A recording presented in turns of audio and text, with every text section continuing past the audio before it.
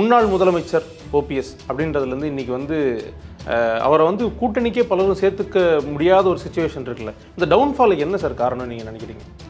நியாயமாக பார்த்தால் பன்னீர்செல்வம் தான் இந்த இடத்திலே இருந்திருக்க வேண்டும். அதை எப்படி அவர் தவற விட்டார்னா, சசிகலாவோடு அவருக்கு ஏற்பட்ட ஒரு சிறிய முரண்பாட்டின் வழியாக, ஒரு மிஸ் அண்டர்ஸ்டாண்டிங் வழியாக அவர் அந்த இடத்தை தவற விட்டார். இது வந்து அதிமுகவை மிரட்டி பார்க்கறதுக்கா இல்லை நிஜமாவே சந்திக்க போகிறாங்களா தாவேகா தலைவர் விஜய் அனுமதிச்சாதானே சந்திக்க முடியும். விஜய் வந்து அவர் மகனையே பார்க்க மாட்டேங்கிறாருன்னா ஓபிஎஸ்ஸை பார்க்கறதுக்கு அவர் இன்னும் தயாராகலை. அங்கே இருக்கக்கூடிய ஜான் ஆரோக்கியசாமி எடப்பாடியோட கூட்டணி வச்சா தாங்க ஆதாயம். ஓபிஎஸ் வச்சு என்ன பண்ண போறிய? தூக்கி சமைக்கிறதா? எக்ஸ்ட்ரா லக்கேஜ் நமக்கு எதுக்கு? அந்த லக்கேஜ் அவங்களே தூக்க மாட்டேங்கிறாங்க, நம்ம ஏன் தூக்கணும்? ஆனால் பாஜகவினுடைய கணக்குப்படி பன்னீர்செல்வம் ஒரு எக்ஸ்ட்ரா லக்கேஜ். விஜய்க்கு வேற ஆப்ஷன் கிடைக்கலன்னா கடைசி தேர்வு வெயிட்டிங் லிஸ்ட்டில் இவரை வச்சுக்கிடுவோம் அப்படிங்கிற இடத்துல தான் ஓபிஎஸ். இப்போ ஓபிஎஸ் பாட்டாளி மக்கள் கட்சி எப்படி போனாலும் அன்புமணியின் பக்கம் வந்து தேர்தல் ஆணையம் இருக்காரு. பண்ருட்டி ராமச்சந்திரன் பேச சொன்னது யாரு? அவருடைய அணியில் இருக்காருன்னா திரு ஓபிஎஸ் தெரியாம பேசுறாங்க. ஓபிஎஸ் சொல்லி தாங்க பேசுவாரு. ஒரு பிட்டை போட்டு பாரு, விஜய் கட்சிக்கு போயிடுவாருன்னு. விஜய் என்ன சொல்றாருன்னு பார்ப்போம்.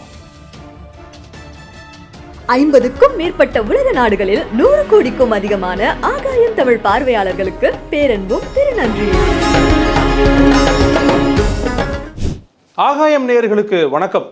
முன்னாள் முதலமைச்சர் திரு ஓபிஎஸ் அவர்கள் வந்து விஜயை சந்திக்க போவதா ஒரு தகவல் சமூக வலைதளத்தில் பரவிட்டு வருது. இது வந்து அரசியல் வட்டாரத்தில் பெரும் பரபரப்பை ஏற்படுத்தியிருக்கு.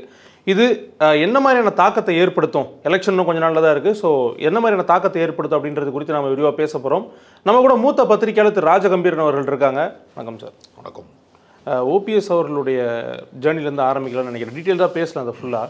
முன்னாள் முதலமைச்சர் ஓபிஎஸ் அப்படின்றதுலேருந்து இன்றைக்கி வந்து அவரை வந்து கூட்டணிக்கே பலரும் சேர்த்துக்க முடியாத ஒரு சுச்சுவேஷன் இருக்குல்ல. இந்த டவுன்ஃபாலுக்கு என்ன சார் காரணம் நீங்கள் நினைக்கிறீங்க? திரிசங்கு சொர்க்கம் என்று சொல்வார்கள். அது சொர்க்கத்திலும் சேராது, நரகத்திலும் சேராது, நடுவிலே தொங்கி கொண்டிருக்கும்னு சொல்லுவாங்க. ஏறத்தாழ திரிசங்கு சொர்க்கத்தின் நிலை தான் வந்து ஓபிஎஸ் நிலை. அவர் தன்னை அதிமுக என்று தன்னை வந்து நிபந்தனை இல்லாமல் சரணடைகிறேன், என்னுடைய சார்பு என்னை நம்பி இருக்கிற நிர்வாகிகளுக்கு மட்டும் வாய்ப்பளித்தால் போதும், எந்த நிபந்தனையும் வேண்டாம் அப்படின்லாம் சொல்லி பார்க்குறாரு. அவர் இணை ஒருங்கிணைப்பாளர் என்கிற இடத்துல இருந்து படிப்படியாக இறங்கி வந்து எந்த நிபந்தனையும் இல்லைன்னு சொல்லக்கூடிய அளவுக்கு தாழ்ந்து தன்னை வந்து தாழ்ந்து ஒப்படைக்கிறார். அந்த அளவுக்கு கீழே இறங்கி வந்த பின்னாடியும் காது கேட்காத மாதிரி தான் எடப்பாடி பழனிசாமி இருக்கிறார். அவர் இதை கண்டும் காணாமல் கண் இருந்தும் குருடராய் காது இருந்தும் செவிடராய்னா சொல்லுவாங்க. அது மாதிரி பார்த்தும் பார்க்காத மாதிரி கேட்டும் கேட்காத மாதிரி அவர் இருக்கார்.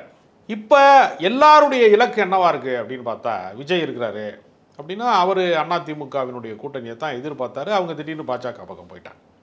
இப்போ பாஜக இருக்கிற பக்கம் நம்ம இருக்க வேணாம், திமுக இருக்கிற பக்கமும் நம்ம இருக்க வேணாம், பாஜக இருக்கிற பக்கமும் நம்ம இருக்க வேணாம் அப்படிங்கிற இடத்தை நோக்கி விஜய் அரசியலை நகர்த்துக்கிறார். இப்போ இவருக்கு வந்து என்ன ஆகி போச்சுன்னா, எடப்பாடி பழனிசாமியினுடைய அதிகாரத்துக்கு கீழே மாவட்ட செயலாளர்கள், சட்டமன்ற உறுப்பினர்கள், செயற்குழு பொதுக்குழு உறுப்பினர்கள் என்று ஒட்டுமொத்த கட்சியும் இரட்டை இலை சின்னத்தோடு அவரிடம்தான் வந்து முழுமையாக இருக்கிறது. எடப்பாடி பழனிசாமி அவரிடம் நியாயமாக பார்த்தால் பன்னீர்செல்வம் தான் இந்த இடத்திலே இருந்திருக்க வேண்டும்.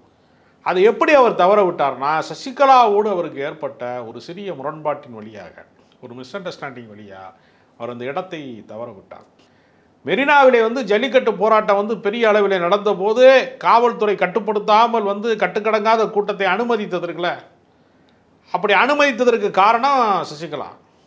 தன்னெழுச்சியாக கூடினார்கள். கூடியவர்களை கலைக்காமல், போலீஸ் வன்முறையில் ஈடுபடாமல், அடிதடி நடத்தாமல், வந்து லத்தி சார்ஜ் பண்ணாமல், வேறு எந்த இம்சையும் பண்ணாமல் தன்னெழுச்சியாக கூடிய கூட்டத்தை அனுமதித்தது.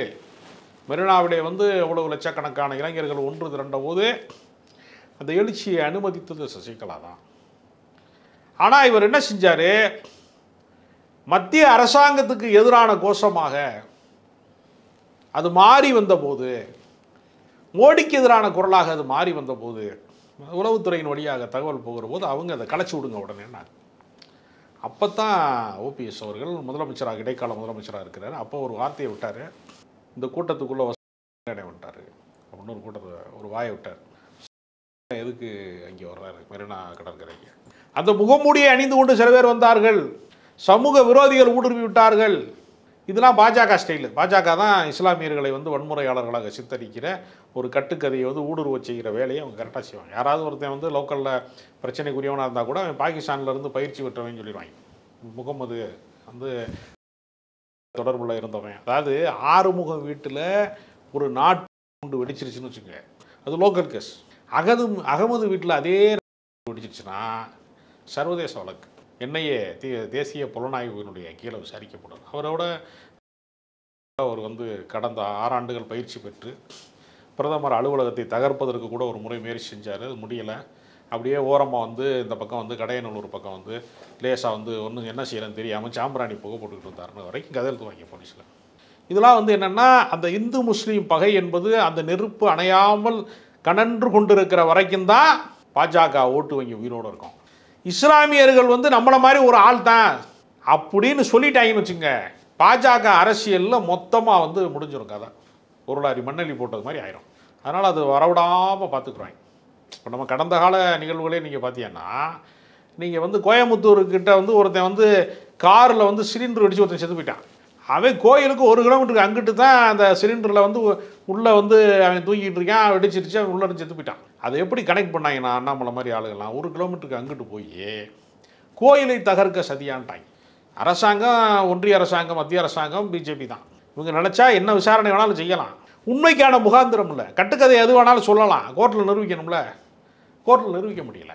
அப்போ உள்ளே வந்துட்டான்னு சொன்னது மூலமாக பாஜகவின் குரலிலே பன்னீர்செல்வம் பேசுகிறார் என்பதை சசிகலா கண்டுபிடிச்சிட்டாங்க. அந்த கோபத்தில் அவங்க என்ன பண்ணிட்டாங்க, அடுத்து நான் தான் முதலமைச்சர், நீ ஓரமாக உட்காருன்னு ஒன்று அவருக்கு கோபம் ஒத்துருச்சு, ஒத்துக்கிட்டு வந்துருச்சு. அவருக்கு வந்த எமோஷ்னலில் மறுபடியும் பாஜக காரங்கிட்ட ஆலோசனை, சொந்த புத்தியே கிடையாது, சுய புத்திங்கிறது சுத்தமாக கிடையாது. ஆனால் அன்றைக்கி தேதியில் உங்கள் கூட்டணியில் கூட இருந்த இல்லையே அவங்க? ஆமாம், கூட்டணியில் இல்லை. அதாவது ஒரு விஷயம் என்னென்னா, ஒரு தலைமை என்பது தானே உருவாக்கப்படக்கூடாது. உருவாக்கப்பட்ட தலைமைகள் எப்பொழுதுமே தற்கூரிகளாக இருப்பாங்க, தகுதி மிக்கவர்களாக இருக்க மாட்டாங்க. தன்னைத்தானே செதுக்கி கொண்ட சிற்பிகளாக தலைமை பண்புகளை உள்வாங்கி கொண்டு மக்கள் போராட்டத்தின் வழியாக, கிளர்ச்சிகளின் வழியாக, ஒடுக்குமுறைக்கு எதிரான உரிமை குரலின் வழியாக ஒரு தலைமை மேலெழுந்து வருவது, அதுதான் தாக்கு பிடிக்கும். நீங்கள் சோளக்காட்டு பொம்மை கொண்டு வந்து வச்சுருப்பாங்க பார்த்துருக்கீங்களா, ஆளை வந்து நம்ம தொடர்ந்து இதை விரட்ட முடியாது, நம்ம குருவியை விரட்ட முடியாது, சோளத்தை கொத்தி தின்னுட்டு போயிடுது, எல்லா பறவையும் வந்து தின்னுட்டு போயிடுதுன்னு சொல்லி ஒரு பொம்மையை நிப்பாட்டுவாங்க. அந்த மாதிரி ஒரு தலைமையை நீங்கள் உருவாக்குனீங்கன்னா கொஞ்ச நாள் கழிச்சு அந்த பறவைகள்லாம் இது பொம்மை தானே அதுவே கண்டுபிடிச்சிடும். ஓபிஎஸ் அவர்கள் வந்து அந்த மாதிரியான ஒரு தலைமை தான் சொல்ல வரீங்க? அதில் என்ன சந்தேகம் உங்களுக்கு? ரெண்டுமே. இபிஎஸ் மட்டும் என்ன பெரிய தன்னைத்தானே செதுக்கி, அவர் வந்து என்ன சேகுவாரா, இவர் வந்து பட்டேல் காஸ்ட்ரோவா? இது ஒரு எக்ஸ்ட்ரீமா, அது ஒரு எக்ஸ்ட்ரீம், அவ்வளோதான். உருவாக்கப்பட்ட தலைமை தானே. பெரிய குளத்துக்கு வந்து நாடாளுமன்ற, தேனி நாடாளுமன்றத்துக்கு வந்து டிடிவி தினகரனை வந்து தேர்தலில் நிப்பாட்டுறப்ப விசுவாசமாக வேலை செஞ்சார் என்று அது வரைக்கும் டீ கடை வச்சிருந்து ஒன்றிய செயலாளராக இருந்த பன்னீர்செல்வத்தை அவர் தான் உத்தமரு விசுவாசின்னு சொல்லி சசிகலா குரூப் வந்து ரெக்கமெண்ட் பண்ணி அவரை சிஎம் வரை கொண்டு போனாங்க. உருவாக்கப்பட்ட தலைமை தானே, தானே உருவாக்கி வந்த தலைமைன்னு சொல்ல முடியாது. சில பேருக்கு காலம் சில சந்தர்ப்பங்களை அளிக்கிறது, அதன் வழியாக தன்னை வந்து மேடேற்றி கொள்ளுகிறார்கள் சில பேர். அப்படித்தான் நடந்துச்சு. அதனால் அவருடைய தலைமை வீழ்த்தப்பட்டதற்கு பின்பு கூவாத்தூர்லேருந்து புரட்சி தமிழர் எடப்பாடி பழனிசாமி அவர்கள் வந்து உருவாயிட்டாங்க. அவர் என்ன புரட்சி செஞ்சாருங்கிறது ஒரு தனி கதை, அதுக்கு ஒரு தனி வீடியோ நம்ம போடணும். எடப்பாடி பழனிசாமி செய்த புரட்சிலாம் என்னென்ன. அதில் முக்கியமான புரட்சி வந்து என்ன அப்படின்னா, கோடநாடு எஸ்டேட்டுக்குள்ளே போய் குதிச்சு காவலாளிகளெல்லாம் கொண்டு டாக்குமெண்ட்டையெல்லாம் தூக்கிட்டு வந்துட்டாங்க. அது ஒரு புரட்சி. புரட்சி தமிழர்னு ஒரு பட்டம் சும்மா கொடுக்கல. தூத்துக்குடியில் நமக்கு தெரியும், 4 ஆண்டு முதலமைச்சராக அவங்க ஸ்டெர்லைட்டுக்கு ஆதரவாக மக்களை காக்கா குறிய மாதிரி சுட்டாங்க இல்லையா, அது ஒரு புரட்சி. சாத்தாங்குளத்தில் நடந்துச்சு, அப்பைய மகனை கொண்டாங்கல்ல. அதை தாண்டி சில விஷயங்களும் ஆட்சியில் நடந்துருக்காரு. டிஎன்பிசி எக்ஸாம் தமிழ்நாட்டில் இருக்கிறவன் மட்டும்தான் எழுதணுங்கிறத மாற்றி வெளி மாநிலத்தோர் எழுதலாம், அது ஒரு புரட்சி. ஏகப்பட்ட புரட்சி செஞ்சுருக்காரு புரட்சி தமிழர். இப்போ போய் வந்து மேலிட முடிவு செய்யுங்கிறார். இப்போ அது கடைசி புரட்சி என்னென்னா, யார் முதலமைச்சர் என்பதை மேலிடம் தான் முடிவு செய்யும், அமித்ஷாஜி தான் சொல்வார் அப்படிங்கிறதுல அது ஒரு புரட்சி. ஏகப்பட்ட புரட்சி பண்ணியிருக்காங்க. இப்போ என்ன செய்கிறாங்கன்னா, ஓ பன்னீர்செல்வத்தை தனிமைப்படுத்துகிற திட்டத்தை வந்து இபிஎஸ் செய்கிறார். ஏற்கனவே ஓ பன்னீர்செல்வம் அவர்கள் வந்து தேர்தலில் நிற்கும்போது கிட்டத்தட்ட அவருடைய பேர் மாதிரியே பேர்களில் வேட்பாளர் போட்டாங்க, அவருடைய சின்னம் மாதிரியே சின்னத்தில் வேட்பாளர் போட்டாங்கன்ற குற்றச்சாட்டு வந்து எவ்வளோ பயம் இருந்திருக்கணும். இப்போ அவளையும் மீறி அவர் வந்து 3 லட்சத்துக்கு மேலே வாக்குகள் பெற்றுட்டார், 3.25 லட்சத்துக்கு மேலே வாக்குகள் பெற்றார். ஆனால் பன்னீர்செல்வங்கிற பேர்லேயே ஒரு 10 பேரை கொண்டு நிப்பாட்டியிருக்காங்க வேட்பாளராக. அப்போ எந்த அளவுக்கு இதான் அடுத்த அவர் புரட்சி தமிழர்னு சொல்றதுக்கு இது ஒரு காரணம். எவ்வளோ பெரிய அவர் தான் பண்ணாருன்னு சொல்லுங்க. ஏடிஎம்கே தானங்க பண்ணுச்சு. ஏடிஎம்கேக்கு தலைவர் யாரு? அதிமுகவுக்கு இப்போதைக்கு அறிவிக்கப்பட்ட தேர்தலுக்கு பின்னாடி யார் தலைவர்னு தெரியல. இப்போதைக்கு எடப்பாடி பழனிசாமி தான் தலைவர். அது வரைக்கும் அவர் தான் தலைவராக இருப்பார். அப்புறம் அமித்ஷாஜி பார்த்து வந்து அண்ணாமலையை மாற்றிட்டு நயினாரை போட்டது மாதிரி மாற்றினாலும் மாற்றுவாங்க. செங்கோட்டையனை தலைவராக போகிறாங்களா, வேலுமணி ஆக போகிறாரான்னு தெரியல. பல வித்தியாசமான கேரக்டர். வேலுமணிக்கு போய் ஒருத்தன் ஜோசியம் சொல்லியிருக்கான், நீ ஆண் உருவத்தில் இருப்பதனால உனக்கு ஆபத்து இருக்கிறது. அவர் ஆம்பளை தானேயா, அதுக்கு என்ன செய்யறதுன்னு கேட்டிருக்காரு வேலுமணி. பெண் வேடத்திலே நீ இருந்தால் நீ பிழைத்துக் கொள்வாய், இல்லை என்றால் உனக்கு வருகிற கண்டத்தை இருந்து தப்பவே முடியாது. அதுக்கு என்ன செய்யணும், ஆளே இல்லாதப்ப நீ பெண் வேடத்திலே போய் வீட்டில் வந்து கதவை பூட்டிக்கிட்டு நீ பெண்ணாகவே இருக்க வேண்டும். எப்படி ஜோசியம் சொல்றாங்க? இது நீங்க பகடியா சொல்றதா இல்ல உண்மையாவே நடந்த விஷயம்? ஒரு ஜோசியக்காரன் சொன்னதியா, நானா சொல்றேன். நான் அதுக்கு பகடி பண்ணணும், நான் எனக்கு என்ன தேவையா? எப்படி ஆளுங்க இவங்களுக்கெல்லாம் மூளை எவ்வளோ வேலை செய்வாருங்க. பகுத்தறிவு இயக்கம் பெரியார் உருவாக்கி அண்ணாவால் வளர்க்கப்பட்டு ஆரிய மாயைக்காக 6 மாத காலம் சிறைச்சாலைக்கு சென்று பகுத்தறிவு வளர்த்த திராவிட இயக்கத்தினுடைய வழி தோன்றல்கள் வந்து ஜோசியக்காரன் சொல்கிறான் ஜேலையை கட்டிட்டு போய் ரூம்குள்ள இருக்கட்டும். அப்போ எல்லாவற்றிலையும் மூட நம்பிக்கை, கணக்கு வழக்கு இல்லாமல் தகுதிக்கு மீறி சொத்து சேர்த்தவர்கள். இப்போ என்னன்னா அதிமுகவில் வந்து ஜெயலலிதா அவர்கள் சிறைக்கு போன போதும் சரி, அவர்கள் மறைந்த போதும் சரி, அடக்கி வாசிக்க வேண்டிய இடத்துல, அடக்க ஒடுக்கமான இடத்துல பன்னீர்செல்வம் இருந்தார். அவருக்கு வந்து எடப்பாடி அளவுக்கு கட்டுக்கடங்காத செல்வங்களை வாரி அணைக்கக்கூடிய பெருஞ்செல்வங்களை வந்து சம்பாதிக்கக்கூடிய வாய்ப்பு ஓபிஎஸ்ட கிடையாது. எடப்பாடி என்ன ஒரு பெரிய புரட்சி பண்ணார்னா, ஒரு புரட்சி தமிழர் இல்லையா? என்ன புரட்சி பண்ணார்னா, அவர் முதலமைச்சராக இருந்த அந்த 4.5 ஆண்டு காலத்தில் நீங்கள் அமைச்சர்களாக இருக்கிறவங்க சம்பாதிக்கிறது, கமிஷன் போக்குவரத்து பர்சன்டேஜ்லாம் இருக்குல்ல, 30% எல்லாத்துலேயும் பொது வேலைகள் நடக்கிறது, எல்லாத்துலேயும் கமிஷன் போக்குவரத்துலாம் இருக்குல்ல, அதெல்லாம் ஜெயலலிதாட்ட வந்து கப்பம் கட்டணும், தலைமைக்கு வந்து கப்பம் கட்டணும். எடப்பாடி வந்து ஏன் வந்து 8வது வள்ளல் என்று வர்ணிக்கப்பட்டார் ஏடிஎம்கே காரங்கனாலன்னா, அந்த கமிஷன் போக்குவரத்தையெல்லாம் நீயே வச்சுக்க, நீ சம்பாதிக்கிறியா விஜயபாஸ்கர் நீ வச்சுக்க, நீ சம்பாதிக்கிறியா வேலுமணி வச்சுக்கன்னு எல்லா கமிஷனையும் அவனவனே வச்சுக்கன்ட்டார். இவ்வளவு பெரிய தியாகி யார் இருக்க முடியும்? எம்ஜிஆர் ஜெயலலிதாவெல்லாம் தாண்டிட்டாரையா தியாகத்தில்? வள்ளலியா, 8வது வள்ளலியா எடப்பாடியார் அப்படின்னு அதிமுககாரங்க பூரா பெரிய காசை சேர்த்துட்டாங்க. அந்த கணக்கில் காட்டாத பணங்கள் இருக்குல்ல, அதை குறி வச்சு தான் இப்போ பாஜக கூட்டணிக்குள்ளே கொண்டு வர்றாங்க. அமலாக்கத்துறை இருக்கிறது மவனே ஒரே நாள் தூக்கி போயிடுவானைய. அமைச்சராக இருக்கக்கூடிய செந்தில் பாலாஜியும் முதலமைச்சராக வந்து டெல்லியில் இருந்த முதலமைச்சராக இருந்த அரவிந்த் கெஜ்ரிவாலையும் நாங்கள் சிறைச்சாலையில் கொண்டு போய் நிப்பாட்ட முடியும்னா நாங்கள் நிறுத்த முடியாதா? விஜயபாஸ்கர் நிறுத்த முடியாதா? வேலுமணியை கொண்டு உள்ள வைக்க முடியாதா? எடப்பாடி பழனிசாமி மகன் மிதுன் பழனிசாமி இரும்பு தொழிற்சாலையில் 298 கோடிக்கு ஜிஎஸ்டி கணக்கு காட்டலைன்னு கணக்கு வச்சுருக்காங்க ஒன்றிய அரசாங்கம். தூக்குனா ஜெயில் தாண்டி அப்படின்னு ஒன்று தான் சத்தம் இல்லாமல் ஃப்ளைட் ஏறி போய் சரணாகதி தத்துவத்தில் போய் எடப்பாடியார் போய் நின்றார் டெல்லியில். இது ஏன் கட்சிங்க, நான் யார்கிட்ட வேணாலும் கூட்டணி வைப்பேங்க. என்னடா அது கட்சிங்கிறது? ஏன் கட்சிங்க இது? யார்கிட்ட வேணாலும் கூட்டணி, உன் கட்சின்னு எப்படி சொல்லுவது? என்ன இது மட்டுமே சம்பாதிச்ச கட்சி அது? கார் வாங்கினா சொல்லலாம் இது ஏன் காருங்கண்ணா, எப்படி ஏன் உன் காராக இருக்கலாம், எப்படி வேணாலும் ஓட்ட முடியுமா? சிக்னலில் நின்று தான் போகணும், லைசன்ஸ் வேணும், ஆர்சி புக்கு சொல்ல முடியுமா? அதுக்கு விதிகள் இருக்குல்ல. பல பேருடைய பல ஆயிரம் பல லட்சம் தொண்டர்களினுடைய பல கோடி தொண்டர்களினுடைய உழைப்பில் உருவான ஒரு கட்சியை இது எங்கள் கட்சிக்கு நாங்கள் எங்கே வேணாலும் கூட்டணி வைப்பாங்கன்னா எப்படி? ஜனநாயகத்தில் கேள்வி இல்லையா? இப்படி மாட்டிக்கொண்டு இவர்கள் கிடக்கிறாங்க. இப்போ எடப்பாடி பழனிசாமி வந்து உருவானதற்கு ஓபிஎஸ்சியினுடைய கடந்த கால தவறுகள் ஒரு காரணம். இப்போ என்ன செய்யறதுன்னு தெரியல. நான் சரணாகதின்னு சொன்னால் கூட என்னை சேர்த்துக்கிற மாட்டேங்கிறாங்க. அப்போ என்ன செய்யலாம் அப்படிங்கிறதுக்காக அவர் கண்டுபிடிச்ச ஒரு குறுக்கு வழி தான் பண்ருட்டி ராமச்சந்திரனை விட்டு விஜய் கூட்டணிக்கு போயிடுவோம், ஸ்டஃப்பாக வந்து நாங்கள் வந்து பெரிய அளவில் வந்து நாங்கள் கடுமையான காம்படிஷனை உருவாக்க போகிறோம், விட்டவே மாட்டோம் அப்படின்னு ஒரு மிரட்டலை கொடுக்குறாங்க. இது வந்து அதிமுகவை மிரட்டி பார்க்குறதா இல்லை நிஜமாவே சந்திக்க போகிறாங்களா தாவேகா தலைவர் விஜய்? விஜய் அனுமதிச்சாதானே சந்திக்க முடியும். விஜய் வந்து அவர் மகனையே பார்க்க மாட்டேங்கிறாருன்னா அது அவனுடைய தனிப்பட்ட விவரம். அது தனிப்பட்ட விவகாரம் இல்லைங்க. எல்லாருமே நீங்கள் ஒரு விஷயம் தெரிஞ்சுக்கோங்க, எல்லாருமே பூச்சியம். ராஜ்யத்தை ஆள வேண்டும் என்று நினைக்கிறார்கள். இவங்க பூராமே பூச்சியம். விஜய் என்ன நினைச்சாரு? ஏடிஎம்கே வந்துடும் நினைச்சாரு. இரட்டை இலை சின்னத்தோட வந்துடுவாங்க நம்மளை.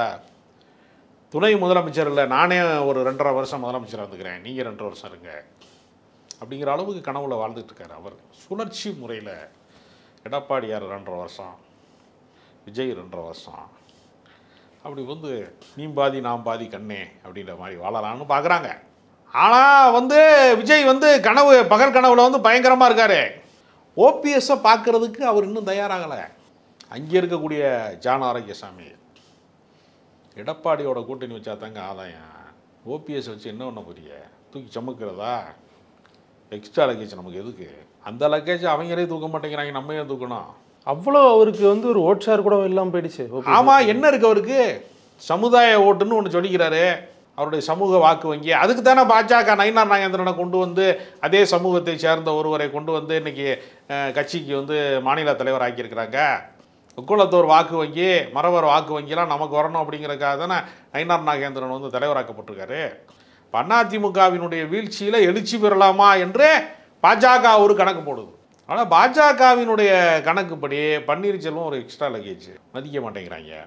தனியாக கட்சி தொடங்கினா நல்லது ஒரு ஆலோசனையை சொல்கிறாங்க பல பேர். அவருக்கு தனியாக கட்சி தொடங்கினா என்ன ஆயிரும்?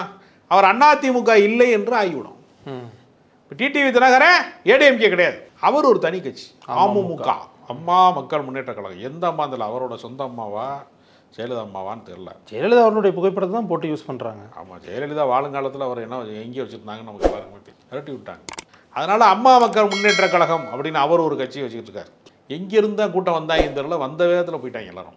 அடுத்து ஓபிஎஸ் ஒரு கட்சியை தொடங்கி வேற வழியே இல்லை, கடைசி வரைக்கும் பாஜக அதிமுக கூட்டணியை பிரிக்கவே முடியலைன்னா, விஜய்க்கு வேற ஆப்ஷன் கிடைக்கலைன்னா, விஜய்க்கு வேற ஆப்ஷன் கிடைக்கலைன்னா கடைசி தேர்வு வெயிட்டிங் லிஸ்ட்டில் இவரை வச்சுக்கிடுவோம் அப்படிங்கிற இடத்துல தான் ஓபிஎஸ் வந்து இருக்கார். இப்போ ஓபிஎஸ் பாட்டாளி மக்கள் கட்சி எப்படி போனாலும் அன்புமணியின் பக்கம் வந்து தேர்தல் ஆணையம் நிற்காது, வந்து நிறுவனர் ராமதாஸ் பக்கம்தான் வந்து அந்த கட்சி இருக்குது. அப்படிங்கிற பட்சத்தில் அவருக்கும் பெரிய அளவில் அங்கீகாரம் இல்லை, அரசியல் ரீதியான அங்கீகாரம் இல்லை. கூட்டணியில் போதிய அளவுக்கு சீட்டுகள் வழங்கப்படலை, அது பாமகவே இல்லை என்கிற இடத்தை நோக்கி நகர்ந்தால் விஜய், பாமக, ஓபிஎஸ் என்று ஒரு 3வது அணியை வந்து பலப்படுத்துவாங்க. அப்புறம் அங்கங்கே இருக்கக்கூடிய ஜான் பாண்டியன், கிருஷ்ணசாமி அப்படி மாதிரி கட்சிகள் கூடி விஜய் வந்து ஒரு பெரிய சக்தியாக வரப்போகிறாரு. இந்த தேர்தலில் இல்லைனாலும் அடுத்த தேர்தலில் வந்துடுவார். இன்னும் நம்பக்கூடியவர்களுக்கு ஒரு வாய்ப்பு இருக்குது. ஆனால் விஜய் அவர்களுக்கு வந்து கூட்டணி தேவைப்படுதா என்ன? அவருடைய கட்சி மீட்டிங் இல்லை அவங்க நடத்துகிற மாநாடு எல்லாத்துக்கும் ஆரவாரம் வந்து அதிகமாக இருக்குது. அவருடைய ரசிகர்களும் நிறைய பேர் இருக்காங்க. அவங்களுக்கு இதை தாண்டி கூட்டணின்னு ஒன்று தேவைப்படுதா? கூட்டணி இருந்தால் தான் அவரை கட்சியில் சேர்ப்பாங்க. அதாவது அவர் அரசியல்வாதியாக நம்புவாங்க. சும்மா விசில் அடிச்சுக்கிட்டே இருக்கிறாங்க. மரத்து மேலே இருந்து திடீர்னு ஒருத்தன் குரங்கு மாதிரி குதிக்கிறான் அவர் வண்டியில். பார்த்தீங்களா அந்த கண்கொள்ளா காட்சியில்? அதை கண்டிச்சிருந்தாங்க. அதுக்கப்புறம் அவங்க தரப்புலையும் குதிக்க சொன்னதே வாங்கி தானாங்க. பல படங்கள்ல அவர் குதிக்கிறாரு, ஒரு முறை இவன் குதிக்கிறான், அவ்வளோதானே. ட்ரைனிங்லாம் எப்படி குதிக்க முடியும்? திடீர்னு நீங்கள் போய் உங்களை ஒரு மரத்தில் ஏறி நான் ஒரு காரை ஓட்டிட்டு வரேன், நீங்கள் குதிக்கினா குதிச்சிருவீங்களா? இல்லை அது அவங்க அவர் அதை பல வருட பயிற்சிங்க. அட்ரா ராமானா குரங்கு பெல்ட் அடிக்குதா இல்லையா? அவங்க பொதுச் செயலாளர் புசி ஆனந்த் அவர்களே கண்டிக்கிறாருல அந்த மாதிரியான நடவடிக்கை. என்ன கண்டிக்கிறாரு? இல்லை அவருக்கு இந்த மாதிரி நடந்துக்காதீங்க அப்படின்னு ஒழுங்கா இருக்குன்னு கண்டிக்கிறாரு. நீக்க வேண்டியது அவனை என்னத்தை கண்டிக்கிறாரு? சும்மா அது ஒரு ட்ராமா. அது சினிமா பார்க்குறது மாதிரியே பார்த்துட்டு இருக்காங்க. இன்னும் விஜய் முதலமைச்சர் ஆகிட்டாரு, இவர் வந்து நிதியமைச்சர் ஆகிட்டாரு, நம்ம புஷி ஆனந்த். அந்த ராஜ்மோகன் வந்து ஒரு கல்வி அமைச்சர் ஆகிட்டாரு. அவன் வந்து ஜான் ஆரோக்கியசாமி வந்து அவர் ஒரு முக்கியமான தொழிலாளர் நலத்துறை அமைச்சர். இப்படியே கனவுல இருக்காங்க. கண்ணை முழிச்சுக்கிட்டு கனவு கேட்குறவங்க தாவே கேட்குறவங்க மட்டும்தான். இவங்கெல்லாம் கண்மூழியே ஆழ்ந்த தூக்கத்தெல்லாம் கனவு எல்லாத்துக்கும் வரும். இவங்க கண்ணை அப்படியே முழிச்சுக்கிட்டே பார்த்துக்கிட்டே இவங்க கனவு கண்டுக்கிட்டே இருக்காங்க. ஆனால் அந்த தாவேக்கா வரணும்னு சொல்லி தானே ஏடிஎம்கே ஆசைப்படுது. ஏன் அழைப்பெல்லாம் கூட விடுத்தாங்களே? யார் அழைப்பு விடுத்தாங்களே? தாவேக்காவுக்கு அழைப்பு கொடுத்தாங்க, நாம் தமிழர் கட்சிக்கு அழைப்பு கொடுத்தாங்க. அவங்க 2 பேரும் தான் நிராகரி. பாஜக இருக்கிற இடத்துல எனக்கு வேலை இல்லைன்னு சொல்லிட்டாங்கல்ல. பாஜக இருக்கிற இடத்துல வந்து விஜய் இருக்க மாட்டாரா? கொள்கை எதிரி பாஜகன்னு சொல்லிட்டாங்க. ஆனால் அவருடைய இருப்பு தேவைப்படுதானே? விஜய் அவர்களுடைய விஜய் அவர்களுடைய தேவை இருக்குதானே இந்த யாருக்கு? இந்த கட்சிகளுக்கு. அதிமுகவுக்கே கூட. அதிமுக இல்லைன்னா கூப்பிட போகிறாங்களா என்ன? அதிமுக வந்து ஒரு மூழ்கிற படகு. அதில் யாருனாலும் ஒன்றும் ஆக போகிறது. அது கரை சேர்க்காது. அது பிரம்மாண்டமான டைட்டானிக் கப்பல் கிளைமாக்ஸ் சீன் நெருங்கிட்டு இருக்குது. 2026 அது முடிகிறோம். அதனால் பாஜக இருக்கிற வரைக்கும் ஏடிஎம்கே தேராது.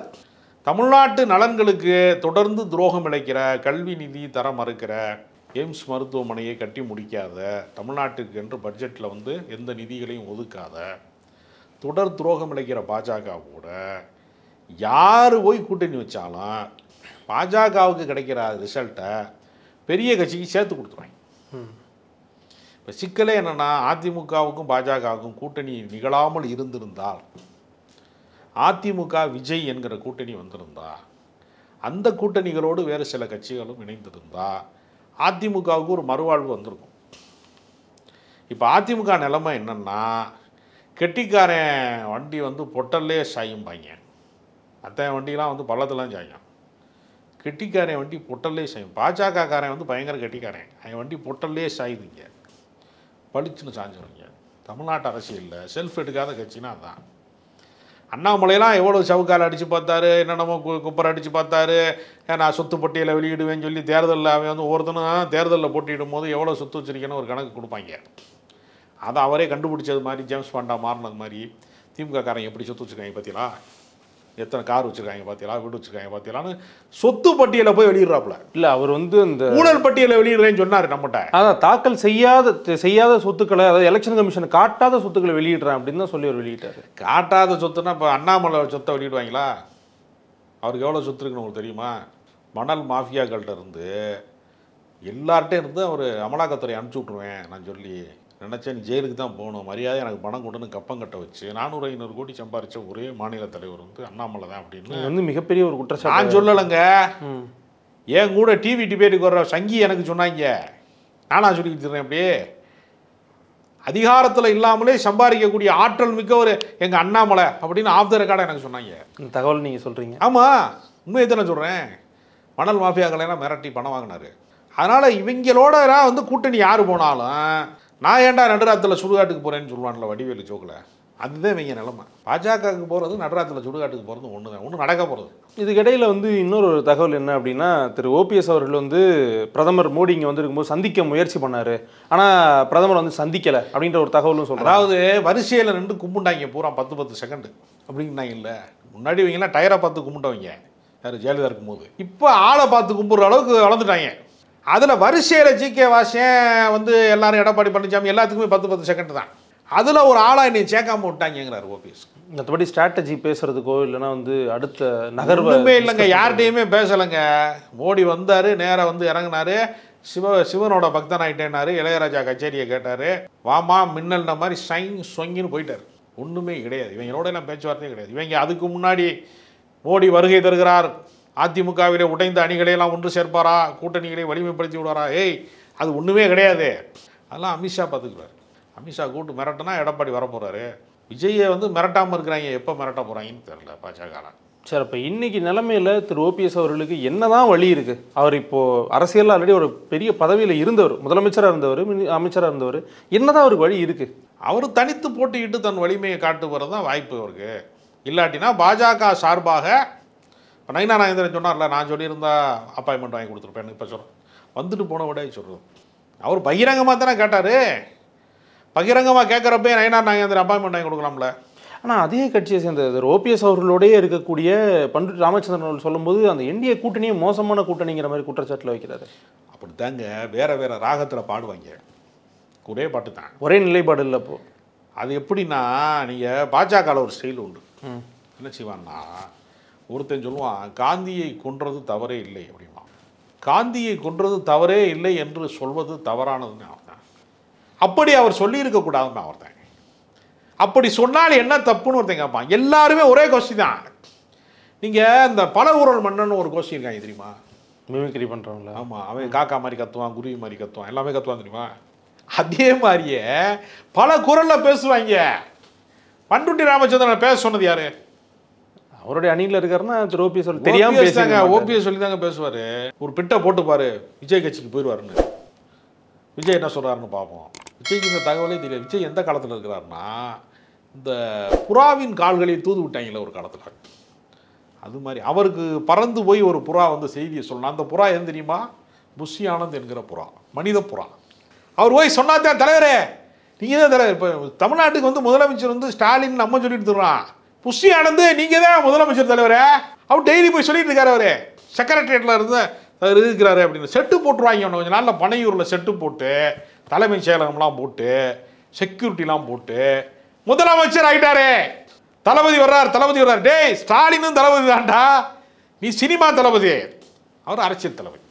இல்ல அவங்களுடைய நடவடிக்கைகள் அவங்க சரியா இருக்காங்கல்ல? என்ன சரியா இருக்காங்க? இல்ல இப்ப அடுத்து வந்து மாவட்ட செயலாளர்கள் மீட்டிங் அவங்க போட போறாங்க, பூத்துக்கு மெம்பர்ஸ் எடுத்து போட போறாங்க. இந்த மாதிரி அவங்களுடைய வேலைகள் அவங்க சரியா தானே இருக்காங்க. தாவேக்கா செய்யறாங்க. யாருக்குமே அரசியல் தெரியாதுல்ல, அரசியல் அனுபவம் இல்லாதவர் அப்படி நம்ம பொதுவாக சொல்லிடவும் முடியாதுல்ல. அங்கே வந்து நிறைய பேர் ஏங்க அனுபவம் தேவையில்லாதது. இந்த உலகத்தில் வந்து கல்யாணம் பண்ணவனுக்கு மட்டும்தான் கல்யாணத்துக்கு பொது மாப்பிள்ளைக்கு தான் கேட்க மாட்டாங்க. ஏற்கனவே கல்யாணம் ஆயிடுச்சான்னு கேட்க மாட்டாங்க யாரும். சரி கற்றுக்கிட்டு எல்லாத்துலேயுமே இப்போ நீங்கள் ஒரு வேலைக்கு போறியா, உங்களுக்கு இந்த மீடியா பற்றி என்ன தெரியுங்கப்பா? இல்லை இது முதல் தலைமுறை எதுவுமே தெரியாதுங்கன்னு சொன்னால் அவங்களை என்ன பண்ணுவாங்க? நான் என்ன சொல்கிறேன், முதல் தலைமுறை அரசியல்வாதிகளாக வரட்டுமே தாவேக்காலன்னு கேட்க. வர வேணான்னு நானும் சொல்லலை. ஸ்கூல் நடத்துறிய வாத்தியார் வேணாமா? எல்லாருமே ஸ்டூடெண்ட்டாக இருந்தால் எப்படி ஸ்கூல் நடத்துவியா? ஆதவ அர்ஜுனா இருக்காரு, நிர்மல் குமார் அவர் ப்ரொஃபஸரா நீங்கள் சொல்லலாம். அவர் அரசியலில் ஸ்டூடெண்ட் தான், ரொம்ப வருஷமா மக்க ஸ்டூடெண்ட்னு வச்சுக்கோங்க. எந்த ஊரில் எவன் வந்து தேர்தல் வியூக வகுப்பாளர், எந்த ஊரில் எந்திரம் சாதிக்காரன் இருக்கான், எவனோட மட்டு கட்டி கிடக்கிறான், எவனுக்கு காசு கொடுத்தாக்கா வந்து ஓட்டு போடுவாங்க, இந்த கணக்கு வழக்கு பார்க்குறது, கணக்கப்புள்ள வேலை பார்க்குறது, வியூக வகுப்பாளர், இதெல்லாம் வச்செல்லாம் அரசியல் பண்ணவே முடியாது. அரசியலுக்கு வந்து அந்த பகுதி சார்ந்த தலைவர்கள், தன்னெழுச்சியாக மக்களுடைய நம்பிக்கையை பெற்றவர்கள். ரோடு போடணுமா, பஞ்சாயத்து பண்ண, அதுக்கு வந்து உடனே ஆர்ப்பாட்டம் பண்ணுறவன், குடிநீர் வரலையா அதுக்கு ஏற்பாடு செய்கிறவன், மருத்துவ முகாம்கள் நடத்துகிறவன், மக்களுக்கு நற்பணி செய்கிறவன். இல்லை எதுக்கு நான் இவங்கெல்லாம் நம்பகத்தன்மையை நீண்ட காலம் மக்களோட புடங்குறவன் தான் ஒரு கவுன்சிலராக கூட ஜெயிக்க முடியும், பஞ்சாயத்து தலைவராக அதுக்கு ஜெயிக்க முடியும், வார்டு மெம்பராக ஜெயிக்க முடியும். திடீர்னு வந்து நான் ரசிகர் மன்றத்தில் இருந்தேன், என்னடா சொல்ல வரேன், இதுக்கு முன்னாடி 30 முறை விசில் அடிச்சிருக்கேன் விஜய் படம் வரும்போதெல்லாம். இல்ல நல்லா விசில் அடிப்பேன். நானும் அதான் கேட்க வரேன். என்னன்னா அவங்க வந்து விஜய் மக்கள் இயக்கத்தை தான் தாவேக்காவா மாத்திருக்காங்க. அதுல இருந்து நிறைய நிர்வாகிகள் எடுத்திருக்காங்க.